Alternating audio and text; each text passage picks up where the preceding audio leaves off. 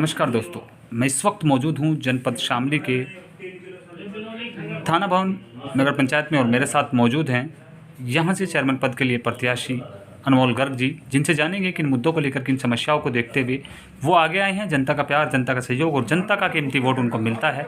तो इस पंचवर्षीय योजना में जनता ने उनको नगर पालिका भेजने का अगर काम किया तो कहाँ तक विकास कार्य करा पाएंगे और किन समस्याओं पर वो जनता को निजात दिला पाएंगे। तमाम जानकारी के लिए मेरे साथ मौजूद हैं, जानते हैं उनसे। बहुत बहुत धन्यवाद सर, आपने अपना कीमती समय दिया।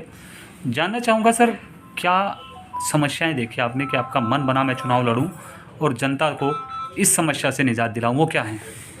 सर्वप्रथम मैं आपके चैनल के माध्यम से सभी दर्शकों का अभिवादन करना चाहूँगा, धन्यवाद करना चाहूँगा।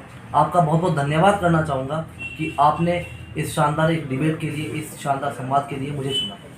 देखिए, अगर थाना भवन नगर पंचायत की बात करें तो मैं काफ़ी समय से महसूस कर रहा हूँ बहुत सारे ऐसे धरातल से जुड़े मुद्दे हैं जिन पे काम की आवश्यकता है। जैसे कि मैं आपके चैनल के माध्यम से दर्शकों को, अपने साथियों को, अपने क्षेत्रवासियों को, कस्बा वासियों को, परिवारजनों को बताना चाहूँगा कि सबसे बड़ा मुद्दा इस समय ये है कि थाना भवन के अंदर लगभग 1000 की तादाद में जो युवा मेरे साथी हैं वो स्मैक की गिरफ्त में आ चुके हैं।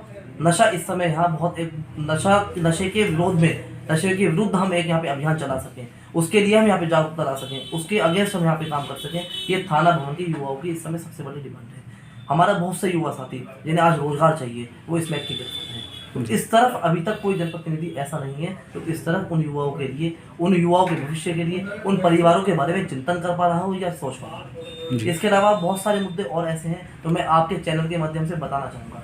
जैसे कि अगर हम बात करें थाना भवन में भूमाफियाओं का राज है, ये थोड़ा सा कैड़ा सवाल और कैडी बात मैं यहाँ पे रखने जा रहा हूँ, थोड़ा टफ बात है। मंच पे शायद कोई सार्वजनिक तौर पे ये सब चीज़ें कहने से बचता है, लेकिन वास्तविकता ये है कि आज बहुत सारे नगर पंचायत की बंजर भूमियों को भूमाफियाओं के द्वारा कब्जा किया जा चुका है। और मैं समझता हूँ कि वो जो बंजर भूमि है वो गरीब का अधिकार है। वहाँ पे इस तरह की जन कल्याणकारी योजनाएं आनी चाहिए थी जिससे गरीब व्यक्ति को लाभ पहुँच सके। जैसे कि मैं अपने एजेंडे में रखता हूँ कि हमारे यहाँ पे एक नगर पंचायत बस स्टैंड है, मुजफ्फरनगर बस स्टैंड, जो नगर पंचायत के द्वारा निर्मित किया गया था, लेकिन वो आज जो है गंदगी का ढेर है। वहाँ पे आने वाली पंचवर्षीय योजना में जब आप सबके सहयोग से आपको मौका मिलेगा, मुझे मौका मिलेगा, हम प्रयास करेंगे कि वहाँ पे एक सुपर मार्केट का हम निर्माण कर सकें, जिससे जो हमारा गरीब रेहड़ी पटरी ठेली वाला जो व्यक्ति है उसके लिए एक सुदृढ़ जगह की, उसके लिए एक सुदृढ़ और स्टेबल रोजगार की व्यवस्था हम कर सकें, वो मान सम्मान के साथ अपने जीवन का यापन कर सकें। इसके अलावा कुछ और चीज़ें मैं आपके सामने रखना चाहूँगा।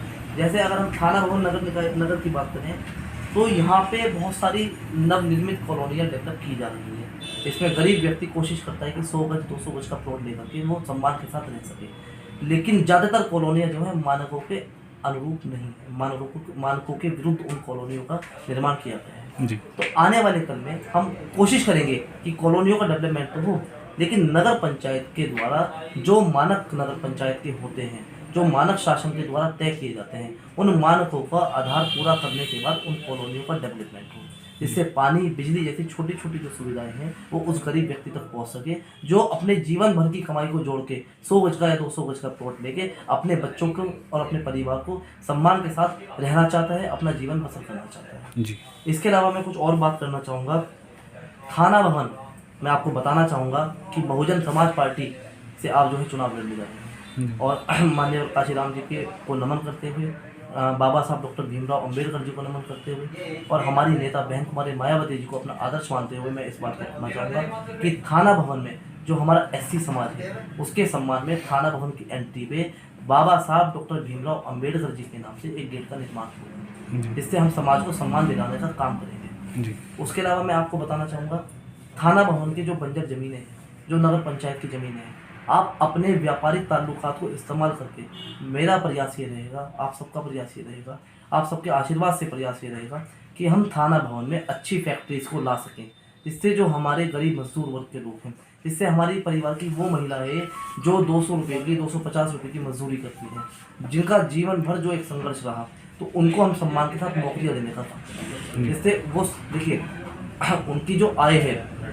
उससे उनकी आय भी बढ़ेगी और उनका जो लिविंग स्टैंडर्ड है, तो उनके जीवन में जो सम्मान है वो सम्मान के साथ अब वो किसी कंपनी से जुड़ेंगी तो वो इतना भी जागरूक होंगी कि उनको अपने बच्चों को एजुकेशन देनी है, क्योंकि देखिए तालीम बहुत ज़रूरी है। अगर हमें अपनी नस्लों को, अपनी आने वाली जनरेशन को आगे बढ़ाना है तो उसके लिए एजुकेशन की जरूरत है। थाना भवन की अगर मैं बात करूँ तो जितने सरकारी स्कूल ये देखिए यहाँ पे, देखिए चेयरमैन का मतलब है कस्बे का मुखिया, चेयरमैन का मतलब है कस्बे की जिम्मेदारी, कस्बे के प्रति जवाबदेही। देखिए ये पद लगता सबको अच्छा है, लेकिन इसके पीछे जो जिम्मेदारियाँ छुपी हैं मैं उनको निभाने के लिए आया।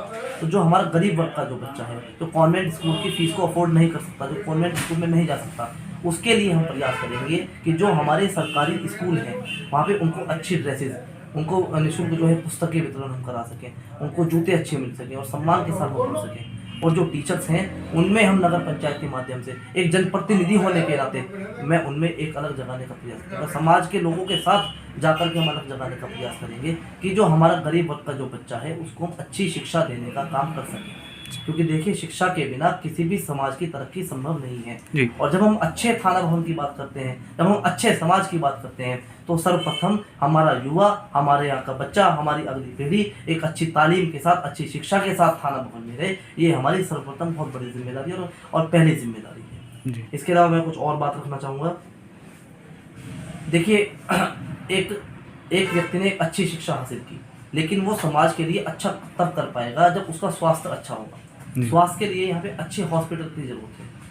मैं आपको बताना चाहूँगा, सेक्टर 104 नोएडा, वहाँ पे आप एक हॉस्पिटल चला रहे हैं, prima care multi speciality hospital. आने वाले समय में प्रयास ये किया जाएगा, थाना भवन के लोगों का जब प्यार और आशीर्वाद आपके साथ होगा तो ये प्रयास किया जाएगा कि उस हॉस्पिटल की एक मिनी ब्रांच थाना भवन के लोगों को हम दें, जिसमें गरीब के लिए बहुत नॉमिनल चार्जेस पे और अगर संभव हुआ तो फ्री में भी हम उनको इलाज देने का काम करेंगे। उनके छोटे छोटे जो मजबूरियां हैं, आप देखिए जब एक गरीब परिवार में जब बच्चा होता है तो उस परिवार के बुजुर्ग को सबसे बड़ी फिक्र होती है कि 10,000 से 20,000 का जो खर्चा है उसके लिए उसे फाइनेंस पे भटकना पड़ता है। वो 10 रुपये सैकड़े का, 20 रुपये सैकड़े का ब्याज भरने को तैयार होता है। और जब वो एक बार उस चक्कर में फंस जाता है, उस चक्कर में, उस ट्रैप में फंस जाता है, तो वो अपने पूरे जीवन काल में उस ब्याज से नहीं निकल पाता। तो उस गरीब के लिए हम राजनीति में आए हैं, उस गरीब के लिए हम काम करने के लिए आए हैं। देखिए चेयरमैनशिप लड़ना बहुत आसान है, बाबा साहब ने एक लोकतांत्रिक अधिकार सबको दिया है, लेकिन हम गरीब व्यक्ति के लिए चिंतन करें, हम समाज के अंतिम छोर पे जो व्यक्ति खड़ा है उसके लिए हम चिंतन करें, उसके लिए हम काम करें। ये हमारी नैतिक जिम्मेदारी है, ये हमारा कर्तव्य है।